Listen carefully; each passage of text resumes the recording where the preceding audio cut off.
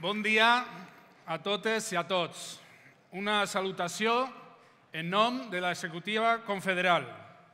És un plaer estar aquí avui en aquesta espectacular assemblea a la qual demostrem la força de les comissions obreres i del principal valor de la nostra organització, la militància del nostre actiu sindical, els i les representantes de centenars de milers de treballadors a Catalunya i la referència de comissions obreres en milers de centres de treball. Aquest és el gran valor d'un sindicat i és el que fa que avui la nostra organització sea la primera organització social a Catalunya i a Espanya, que les comissions obreres hagin tancat l'any 2017 pujant en afiliació en el conjunt de l'Estat i a Catalunya.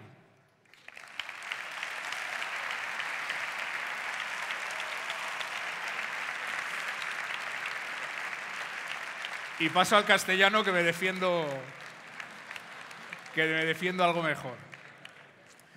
Es un placer ver este pabellón, poder participar en esta asamblea, que creo que sitúa, como algún compañero decía de los que me han precedido en la palabra, un punto de inflexión importante en un momento en el que el sindicalismo, y particularmente, evidentemente, lo que más nos importa, las comisiones obreras, tenemos que afrontar un reto de vital importancia. Ha salido en algunas intervenciones, compañeras, compañeros. Hemos vivido 10 años terriblemente complicados en este país. Hemos atravesado una crisis económica, social y política de primera magnitud, como seguramente muchas y muchos de quienes estamos aquí no hemos conocido. Han cambiado los paradigmas y los marcos de referencia en los que hacemos la acción sindical, en los que afiliamos y en los que pretendemos representar a la clase trabajadora. Han cambiado muchas cosas en estos 10 años. El sindicato ha interpretado los cambios que estaban sucediendo en la economía y en la sociedad, en las empresas y en las calles, en los barrios y los pueblos, en los departamentos ministeriales, en las relaciones de poder que se han establecido en estos años en la sociedad y, como digo, en la economía. Hemos celebrado un proceso muy intenso de repensar, de resituar las piezas de la acción sindical en aquello que denominamos repensar el sindicato. Hemos hecho los congresos, los distintos congresos donde hemos dado forma a todas aquellas cosas que habíamos reflexionado y que ahora estamos en la obligación de impulsar. Y lo hemos hecho no porque nos hayamos mirado al ombligo, sino porque hemos visto las cosas que estaban cambiando en la sociedad y en las empresas. Hemos interpretado, creo que correctamente, muchas de las cosas, pero estamos ante el reto de ejecutar cómo ponemos a la organización en la mejor disposición para hacer frente a los retos que nos ha puesto encima la sociedad. Porque, compañeras y compañeros, lo sabemos seguramente, pero hay que interpretar bien en qué momento sociopolítico y socioeconómico estamos. Han sido 10 años duros, pero estamos viendo un día sí y otro día también, porque machaconamente insisten los medios de comunicación y los gobiernos. Hemos salido en términos macroeconómicos de la crisis económica. España y Cataluña ya hoy producimos más bienes y más servicios de los que producíamos antes de la crisis que se inició en el año 2008. Estamos creciendo en términos de más de un 3 y pico % de Producto Interior Bruto. Y sin embargo, esa mejora de la situación macroeconómica no se está traduciendo en una mejora sustancial de las condiciones de vida de la gente que organizamos y que representamos. Producimos más que hace 10 años, sí, pero hay 1,5 millones menos de personas con un puesto de trabajo queriendo trabajar. No se ha recuperado el empleo, por tanto. Estamos creciendo por encima del 3% del PIB, sí, pero seguimos sin la recuperación salarial que este país necesita y que nuestra gente necesita. Hemos perdido a lo largo de la crisis más de 7 puntos de poder adquisitivo en el conjunto del Estado. Pero es que se han perdido 22 puntos en los salarios, en el 10% de los salarios más bajos en este país. En un país que crece al 3% es una indignidad que las pensiones se estén revalorizando solo en el 0,25%. Es una indignidad lo que está pasando en ese terreno. Y el sindicato lo va a denunciar, y lo va a denunciar en las calles de forma permanente.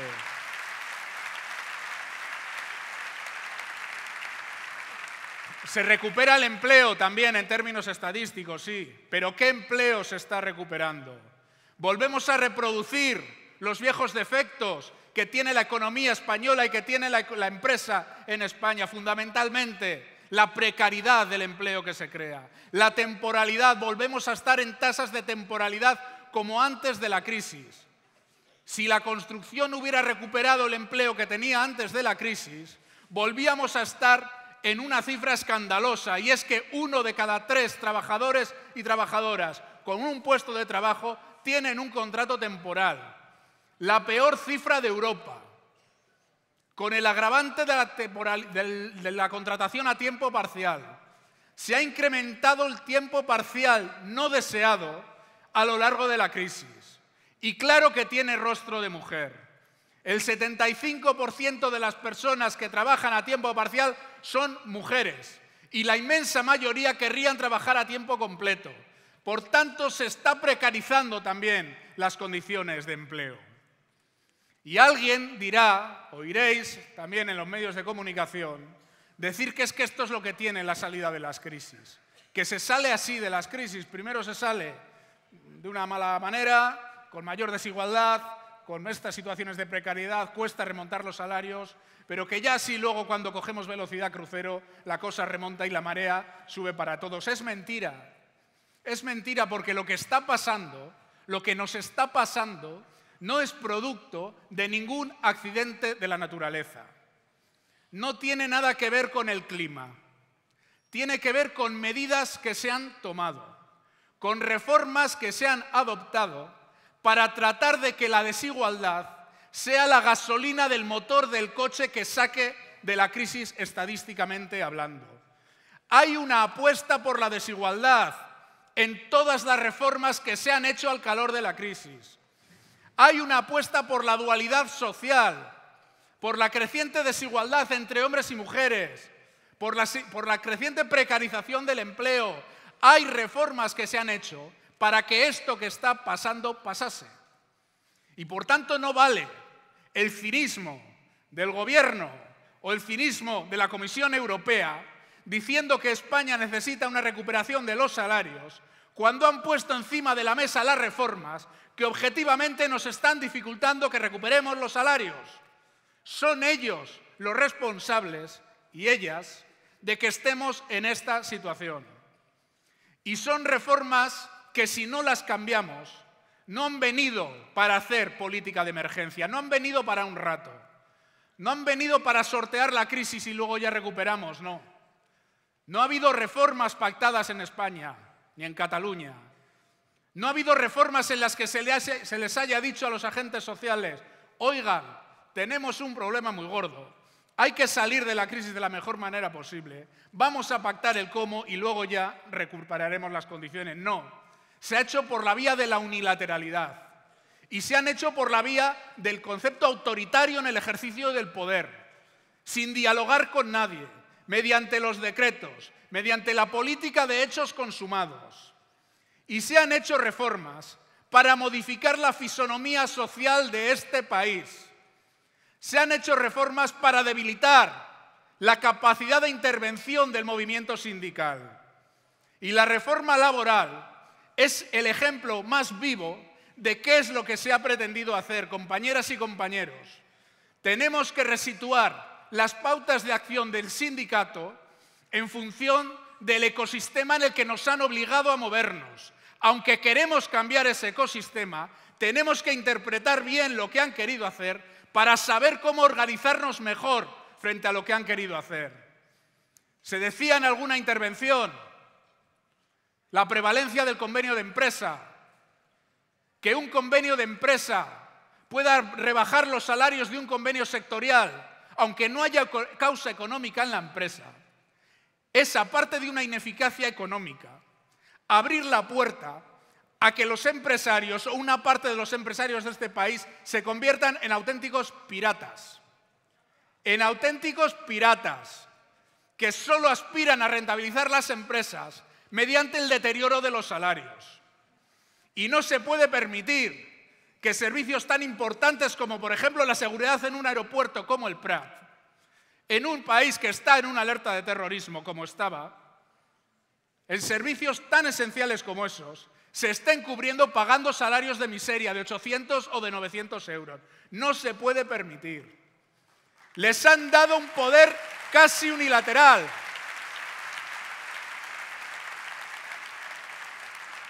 Les han dado un poder casi omnímodo a los empresarios para hacer y deshacer en las empresas. La caída de los salarios no tiene tanto que ver con los convenios colectivos que hemos sido capaces de firmar, como con la capacidad que tienen empresarias y empresarios de modificar lo que pactamos en los convenios, dejar de aplicarlo, rebajar salarios, absorber mejoras de los salarios, y ahí es donde están situando la caída de los salarios, sobre todo en los sectores más débiles, sindicalmente hablando. Con la ultraactividad se ha pretendido cuestionar la propia existencia del convenio colectivo. Si no lo negocias, si no llegas a un acuerdo, decae el convenio colectivo. Es una espada de Damocles sobre el sindicalismo.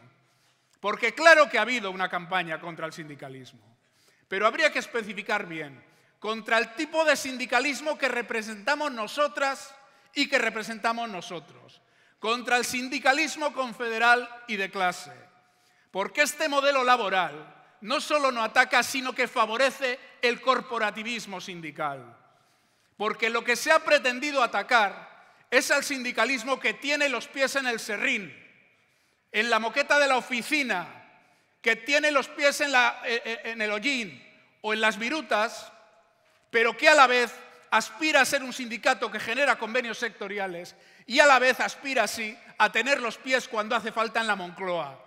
A ese sindicato que aspira a influir en toda la determinación de condiciones de trabajo y de vida de nuestra gente. Ese es el sindicalismo que se ha cuestionado en esta crisis. Y la reforma laboral es una y es muy importante, pero ha habido más reformas. Todo lo que tiene que ver con las pensiones o todo lo que tiene que ver con la fiscalidad. No hay un elemento de mayor calado ideológico, porque hay mucho de ideología detrás de las reformas que se han tomado, que lo que ha ocurrido con las pensiones o con la fiscalidad en este país. No hay un gobierno, por mucha mayoría absoluta que tenga, que se atreva a meterle un tajo de un día para otro al sistema público de pensiones. No lo hay, por la simple razón de que pierde las próximas elecciones. Pero no estamos lidiando con idiotas. Estamos lidiando con gente que sabe perfectamente lo que hace y que ha introducido una serie de reformas en materia de pensiones que no hoy, que no mañana, que no el año que viene, va a tener un efecto letal sobre la calidad de las pensiones. Ya lo están sufriendo, las personas pensionistas de hoy, porque, como decía antes, no se están revalorizando las pensiones como debieran revalorizarse, al 0,25 en un país, como digo, que crece por encima del 3%. Pero las medidas pensadas en el largo y en el muy largo plazo, a través de la reforma del año 2013, del índice de revalorización y del factor de sostenibilidad, van a provocar una caída brutal de las pensiones en las próximas 3 décadas. Y eso es lo que hay que contrarrestar.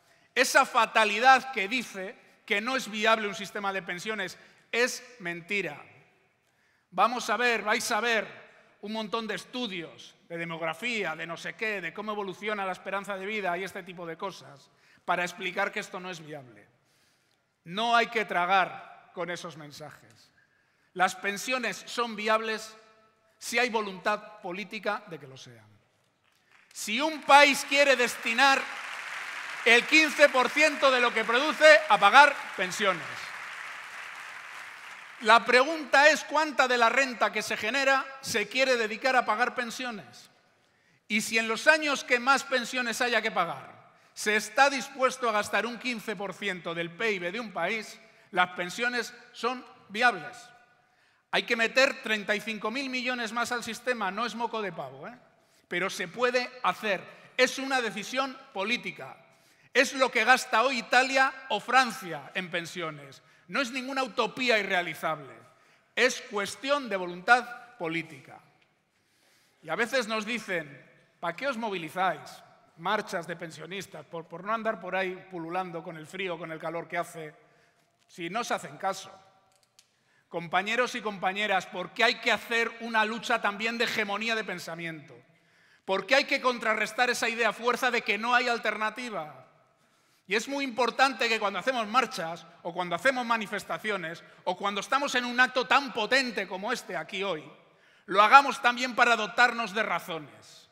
Como decía Monse, no de razón seguramente con la gran mayúscula, de razones que nos entienda la gente, que aglutinen voluntades en torno al concepto colectivo que es el sindicato y que son las comisiones obreras. Y no hay un elemento ideológico más potente que la fiscalidad que arma un país. Y alguien también nos va a acusar de decir que somos unos manirrotos. Claro, arregláis las pensiones recaudando más, sacando más recursos a la economía. Cataluña y el conjunto del Estado estamos a 7 puntos de diferencial en presión fiscal de la zona euro. Estos son 70 y tantos mil millones de euros al año. Y hay que recorrer ese diferencial o una parte de él para sufragar las pensiones o para sufragar todo lo que tiene que ver con los modelos de financiación autonómica, que es tanto como decir cómo se financian los servicios públicos esenciales de un país. No es un debate de territorios, es un debate de cómo recaudamos más para poder sufragar los servicios públicos de un país y cómo generamos solidaridad y vertebramos socialmente un país. Ese es el debate. Ese es el debate. Y el sindicato tiene propuesta y tiene voluntad de llevarla adelante mediante sus herramientas de intervención. Pero compañeros y compañeras, no me voy a alargar en exceso y paso a la segunda fase de lo que quiero decir.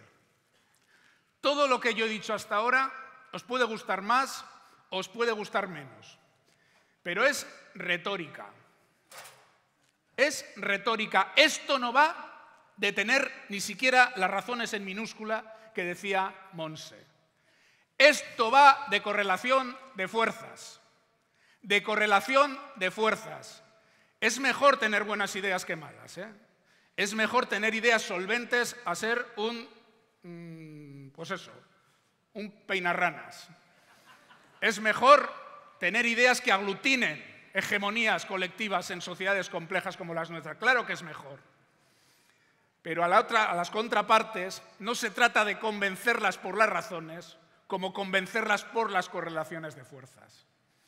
Y ahí tenemos que situar los elementos de disputa y de inteligencia colectiva, que esta organización los tiene y muchos. Claro que tenemos que tratar de aprovechar las debilidades de los gobiernos para tratar de meter la agenda social y para tratar de situar nuestras reivindicaciones como hemos hecho con el salario mínimo interprofesional. Claro que al gobierno le venía bien un acuerdo social que le diera cobertura a una medida como esa.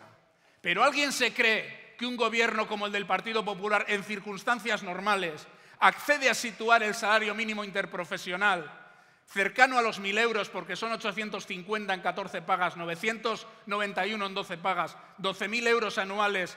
¿Alguien cree que están dispuestos a eso por un concepto ideológico que se les ha parecido la Virgen?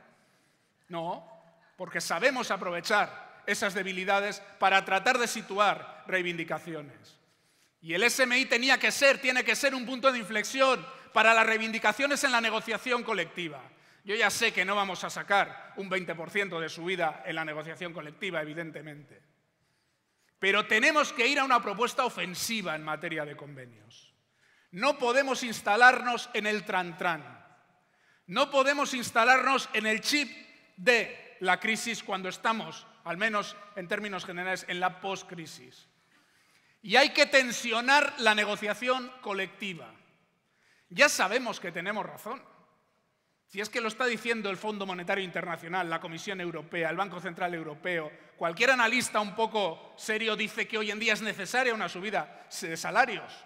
por una cuestión no ya de justicia social, sino de eficacia económica. Pero, insisto, no vale con tener razón. Hay que pelear en cada convenio. Hay que recuperar donde se haya perdido y reforzar donde mantengamos espacios de sindicalismo de proximidad con la gente. El convenio colectivo puede ser cualquier cosa menos un acto administrativo. Es el principal elemento de vertebración de una herramienta y de una estructura como es un sindicato. Por eso han querido trocear la negociación colectiva. Por eso la reforma laboral fue el corazón de la negociación colectiva. ¿Y esto se puede contrarrestar desde el cambio de la ley? Sí.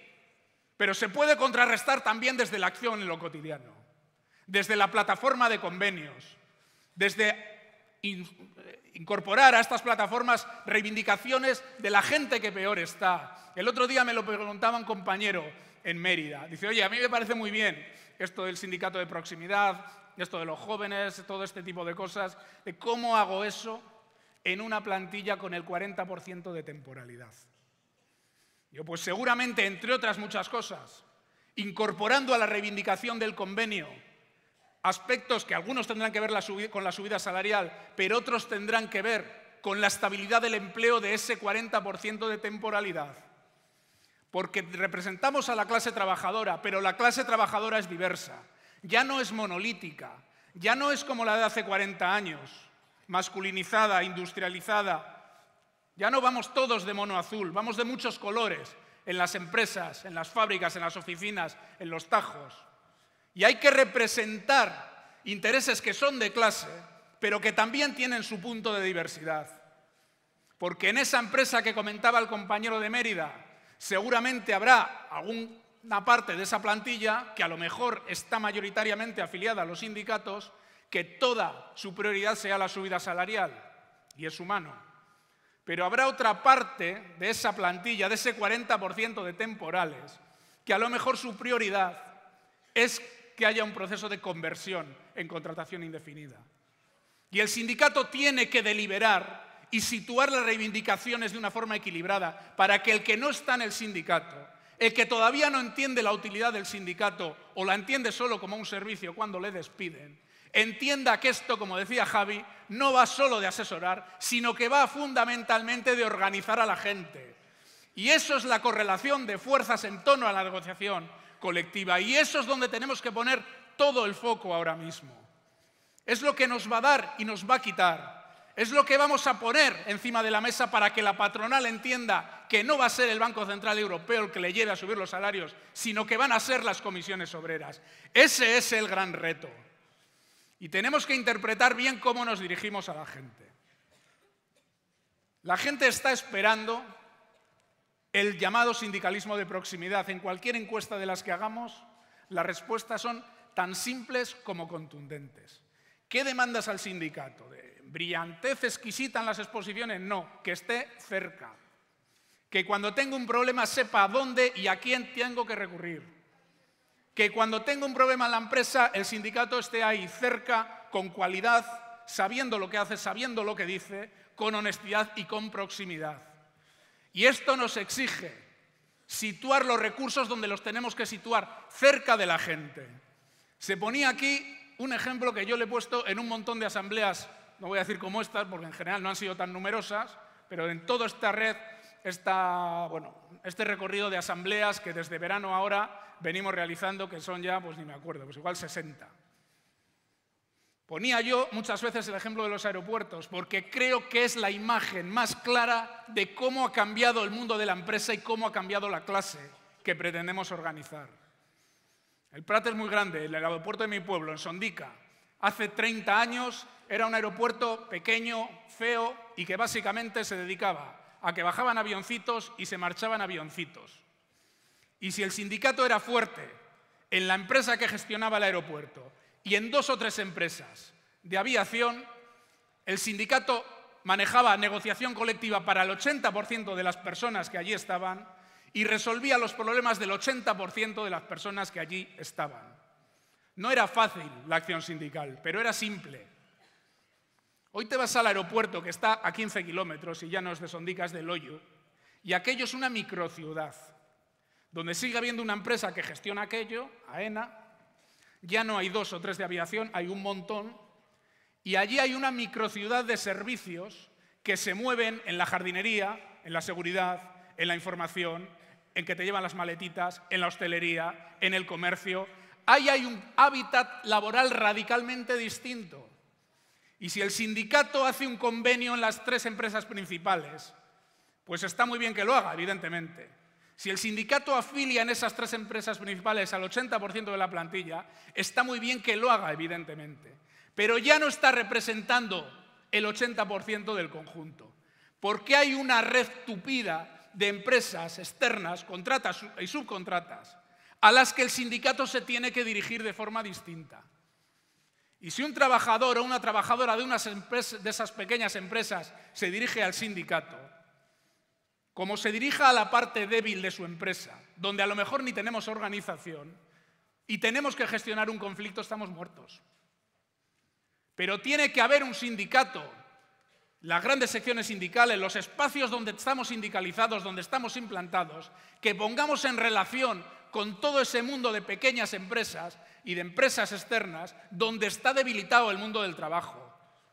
Y ese es el gran reto que tenemos, cómo organizamos bien esa nueva realidad empresarial, para que la gente entienda que cuando le hablamos de solidaridad, no es de un tío que se sube allá a un estrado con unas fichas a las que luego no hace ni caso, sino que es un sindicato que lo tiene allí y que las partes fuertes entran en relación con las partes débiles y que nos organizamos pensando en los problemas de la gente, no en nuestros ombligos.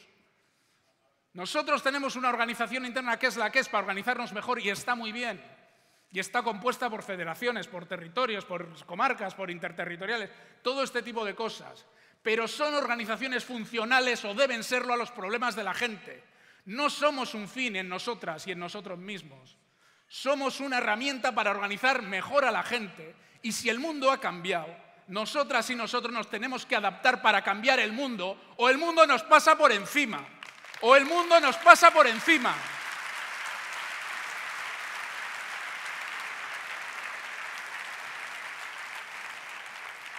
Y alguien podrá decir, pues vaya discurso más interiorista, más de que, no, parece que poco político.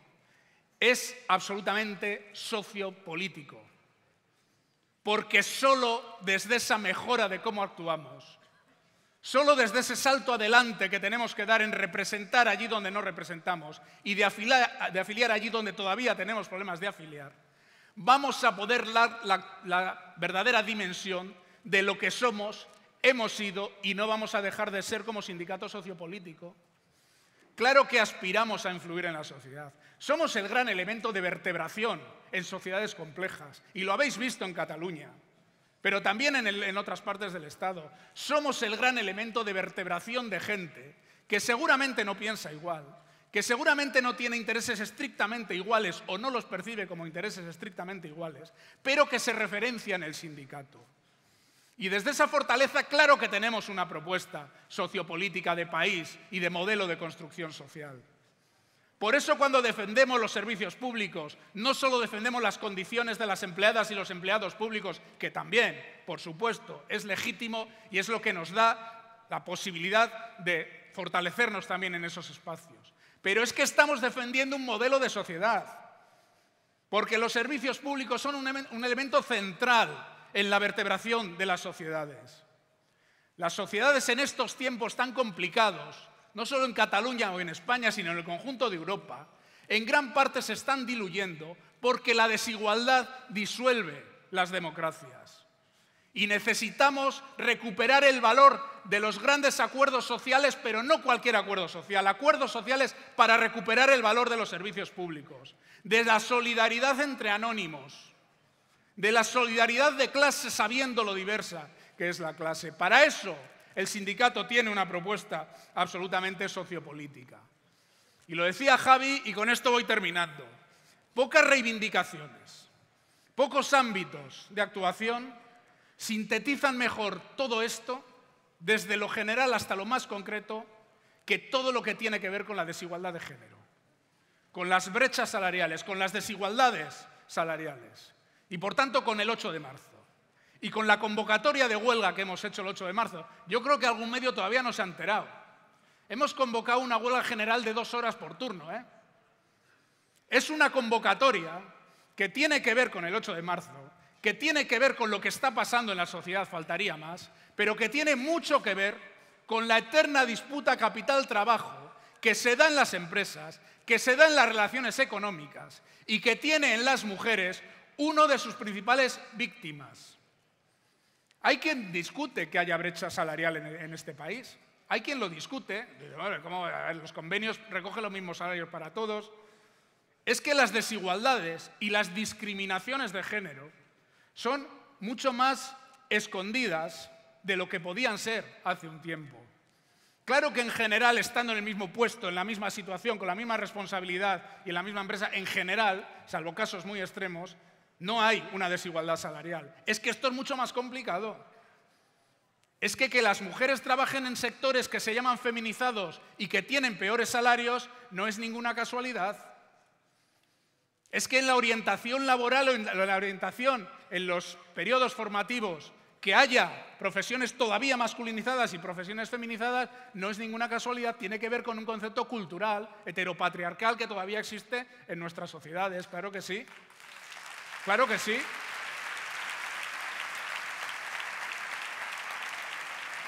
Es que haya categorías o grupos profesionales fundamentalmente ocupadas por mujeres y categorías y grupos profesionales ocupadas fundamentalmente por hombres y, oh casualidad, casi siempre cobran mismo, algunas categorías cobran menos, algunas de estas categorías o grupos profesionales, no es ninguna casualidad. Hemos ganado sentencias en las que se ha dicho son categorías distintas, pero no hay motivos objetivos para que sean categorías distintas. Es una discriminación encubierta, claro que sí.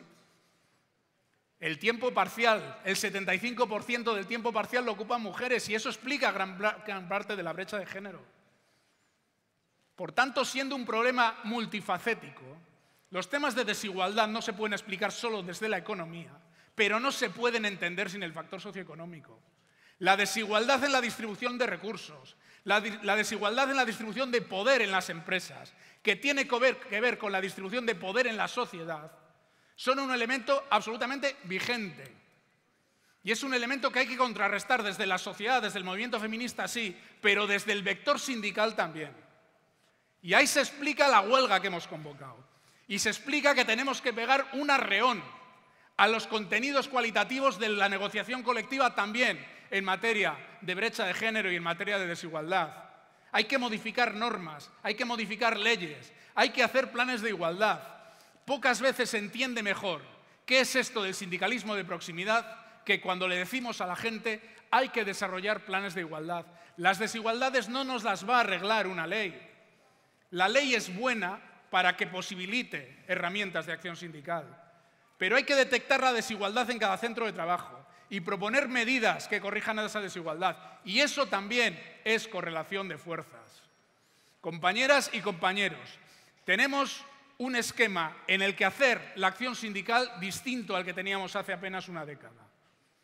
La organización genera y generaba derechos laborales a través del convenio colectivo y a lo mejor se podía permitir estar presente cuando se dejaba de cumplir el convenio colectivo. Esa organización más a demanda de los problemas de la gente hoy en día tiene que pasar a ser una organización mucho más de oferta, de estar provocando para que la gente descubra que tiene problemas. Porque lo decía el clásico, si no te mueves no se notan las cadenas, ¿eh? Si no estás en la proximidad, no se notan muchos efectos de la precariedad laboral, ¿eh? Un agente tóxico que me mata dentro de 30 años, si no hay alguien que lo denuncia, es invisible hasta que ya es demasiado tarde. Necesitamos un sindicato proactivo, a la ofensiva. Un sindicato pegando los pies al centro de trabajo, organizando los recursos para estar en el centro de trabajo. No un sindicato multicorporativo, un sindicato de proyección de clase, de intereses compartidos desde realidades diversas. Ese es el gran trabajo que tienen que hacer en este momento las comisiones obreras, que tienen que impulsar. Y desde ese trabajo, desde ese impulso, que hay que medirlo en términos de eficacia, en términos de generación de derechos para toda la gente, en términos de afiliación, sí, también de afiliación. Hay que perder la vergüenza de decirle a la gente que tiene que estar afiliada al sindicato. Y no es por una cuestión corporativa que sería legítima, es por una cuestión también de correlación de fuerzas. Porque el empresario, si no va a modificar las condiciones, va a deteriorar el empleo. Y no se negocia igual que con tropa que sin tropa. Esto es más viejo que el catarro. Pero lo tiene que entender la clase. Y a eso tenemos que dedicarnos. Y desde ahí, a recomponer derechos generales, a recomponer la normativa que nos ha pretendido llevar por delante, a recomponer la cabeza en una sociedad. La gente está enchufada, como aquí en otros territorios está habiendo una participación enorme en las asambleas. La gente está enchufada porque la gente ha recuperado, ha rebotado el efecto de la crisis, la dignidad del trabajo, hay que ponerla encima de la mesa. Y somos la mejor herramienta. Somos sindicato mayoritario en Cataluña, somos sindicato mayoritario en España, hemos mejorado en afiliación en España, hemos mejorado en afiliación en Cataluña, en años todavía muy complicados. Ánimo, compañeros y compañeras, ¡vivan las comisiones obreras!